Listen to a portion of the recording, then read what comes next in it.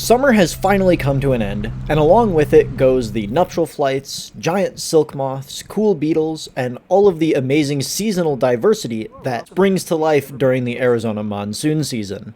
With the arrival of fall usually comes cooler and wetter weather, which means that certain things like rock flipping can become quite great.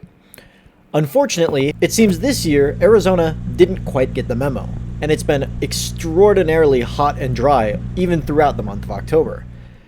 This has been pretty bad for my YouTube channel. How am I supposed to make content when I can't find bugs? And sure, I've had some luck here and there, especially with finding snakes. But it's been way too long since I've been able to really get out and have a good collecting trip with a lot of stuff to show off. Thankfully that has come to an end, and in my most recent trip, I found quite a lot of good stuff. We'll get into that, but first I do want to show you some of the miscellaneous finds that I've had throughout the past month or so of less than ideal weather. Well, what a delicious, delectable start to our afternoon. For sure. This is the yummiest start to an afternoon that I think I've possibly ever had. I mean, it really can hardly get better than that. My lifer green rat snake, one of the most sought after southern Arizona reptiles right there. That lovely olive green color. I mean, they're beautiful. That is a splendid animal who was very angry moments earlier. I don't know if he's still particularly angry. It doesn't seem like it. I think he's realized that we're not, in fact, planning on slurping him up like a spaghetti noodle. I would never dream of it. He's being taken away from me, so I can't film him. But wow, I mean, oh, look at that. What a goobery little creature. That is awesome. I've been wanting to see one of these for quite a while. Lifer green rat. Lifer green rat snake is a pretty fantastic start, if I do say so myself. So here's something kind of interesting. There's this huge female grasshopper. Seems to be a flightless species. Look at those tiny little useless wings. But she's got a little boyfriend, and I mean little. I mean, that's some crazy sexual dimorphism that, I mean, I certainly have never seen that before. And they're very well camouflaged against this rock. Very cool stuff. Oh. Well, we have acquired our first snake on night 2, who really doesn't want to say hi to us. Which, I mean, I guess he's a rattlesnake, so, you know. Ow! Oh, yeah, that's... Second green rat in 2 days. That's crazy. It's ginormous. Oh, my gosh. We stopped and we were like, that's not a rattlesnake. That's not a rattlesnake. No, we just got a rattlesnake, like, moments earlier. Actual moments earlier. Well, I've felt like a freaking Disney princess driving along this road. I mean, I've run into it's beautiful, first of all, look at that. But I've run into like 3 roadrunners, tons of lizards. I mean, not run into them, but seen them crossing the road. Tons of lizards, quails, mammals. And I'm like, man, where are the snakes at? I'm like, maybe it's a little early for there to be snakes out. But honestly, it's really amazing weather out. And there's this brand new baby Sonoran gopher snake crossing. I mean, he was almost all the way across the road, and I barely saw him, and I almost didn't stop. I was very close to not stopping, but I'm glad I did. This is a beautiful baby gopher snake. This year's baby, too. Super, super fresh. And honestly, I mean, just really, really awesome. He's nice and healthy, pretty chunky. So, I mean, that's just awesome. I'm super stoked. What a fantastic start to this little spontaneous trip. So, I have arrived to my spot, and I'm very excited. I'm very excited because for the first time in what feels like forever, it's actually wet. And I mean, sure, I knew that this place had gotten rain, but it didn't get all that much rain, and it was 5 days ago. So to see that it's still very wet is very exciting to me. So let me quit my yammering and let's find some freaking stuff.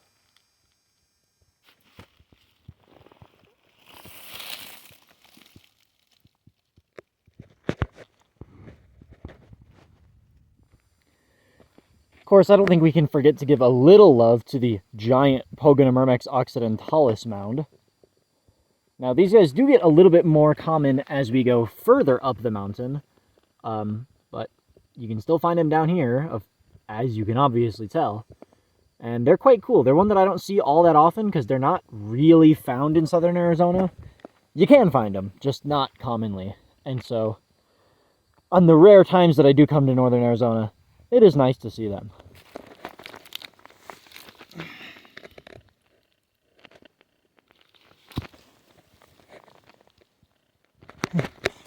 Just one Camponotus sansabinus major.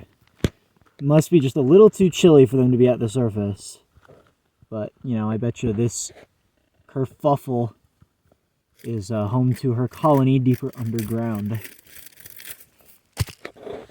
Well, here we go. A much more impressive display from our friends Camponotus sansabinus.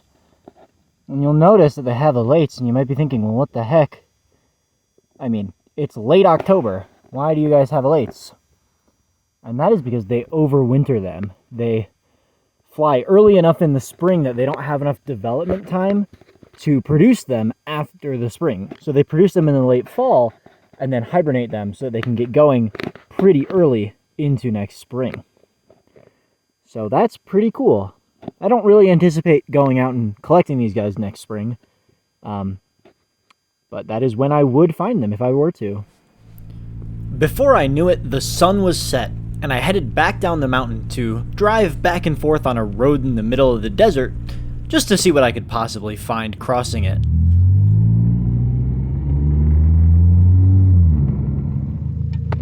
Another baby snake, this time a little western diamondback that is so adorable. It's hard to believe that this dinky little noodle that's barely longer than my foot could kill me. Isn't that just so funny? But what a cutie. We'll go ahead and get him moved out of the road here. But hey, very cool. It's a silly little serpent. Hello there, slightly larger than last time western diamondback rattlesnake. How are you? I mean, you got the right idea going on here, but I'm really gonna want you to... Okay, no. You had the right idea the first time. Yeah, go this way. Get yourself... Wow, you're spicy. You're a spicy one. Bite the hook.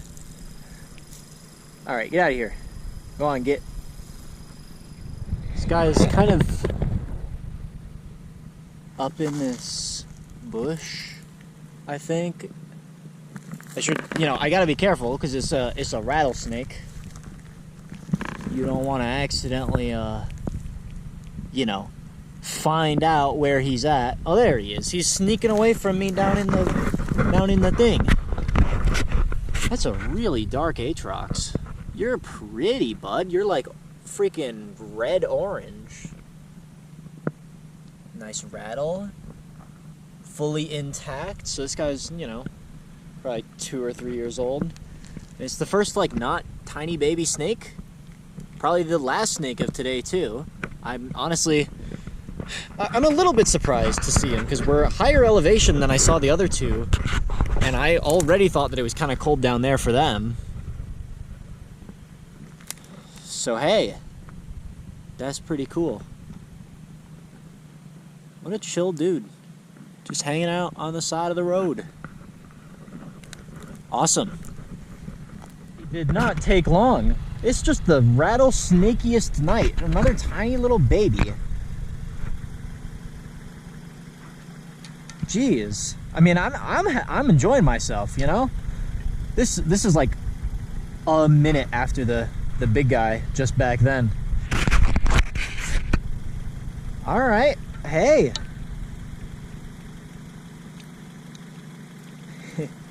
All right. Yep. Go ahead. Move the rest of the way off the road. The little ones are so hard to get a hook under, so it's kind of just like seeing if they'll go off on their own. But sometimes they get a little spicy. There he goes, though. This is getting ridiculous. Every time I think I'm done, like, oh, there's not going to be anything else crossing the road. It's getting too damn cold. There's a giant ass freaking Haros going in my backpack. I thought it was a snake. I 100% thought it was a snake. I saw it and I thought it was a snake. I thought it was a little baby snake. And then I get out of the car and I'm like, where the heck is it? It couldn't have gone that far. And then I look and there's a giant damn freaking Haros running around. Okay. That's freaking awesome. Okay. Dude, this, for a spontaneous little trip that I really had no expectations for, I'm getting pretty excited. I think that this has already been fantastic, and I still have all of tomorrow. So, get excited. I'm going to see if I can get that guy in a cup. I don't think he's going to go anywhere under my backpack, so give me a moment. Back up in there. And now we got to figure out where the heck little dude is. If he's stuck to the back of the backpack, that's going to be interesting. Hopefully he's just kind of under it. I mean, he is just kind of under it. Man, centipedes are so silly. Little dude just like fell asleep in the freaking street. All right, well maybe I don't even need to get him caught up. Maybe I can just get some nice pictures of him here. I'm covered in it. All right, folks, it's hammocking time.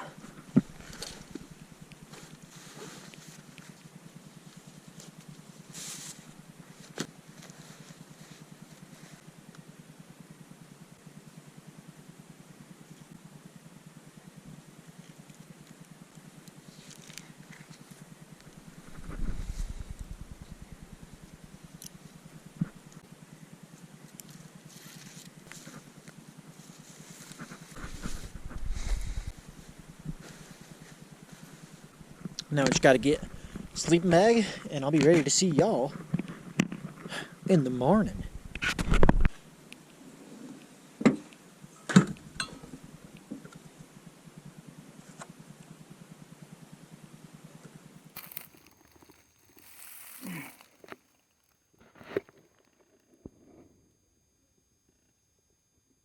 Teeny tiny baby tarantula. Well, that's something. I was hoping for a little bit more.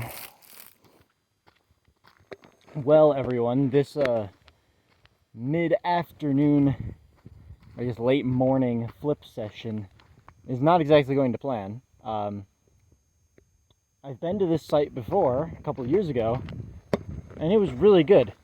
There's Trachymyrmex, Polyergus, a bunch of other stuff. Like, this is a good flip spot. And all I'm finding is Chromatogaster under every freaking rock. So either in the last couple of years the diversity has gotten worse, or it's just the time of year and all the cool stuff is not under the rocks, they're further down underground. It's a pretty good display from Phydoly desertorum under this rock. You saw for a moment there a major, but the major has decided that it does not wish to be on camera. There's also a beetle of some kind that is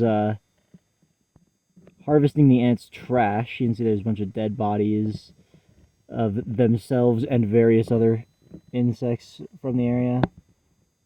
There they are down in there. You can see a major's head. They're wondering what the heck is going on, why their rock is gone. And they're a little upset about it, so I'm going to be nice and put their rock back for them and move on.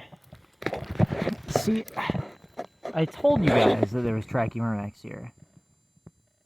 Now, I mean, yeah, it's just Arizonensis, the most common Arizona trachy.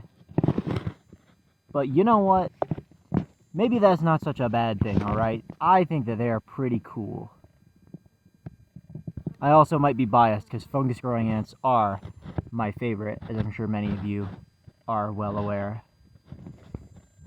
But still, it's good to see them, because it's kind of a fringe population, so Nice to know that they are still doing totally fine. Well, it might not be Polyergus, but it is their host species, Formica nava. But we did... Oh yeah, you can barely see her down in there.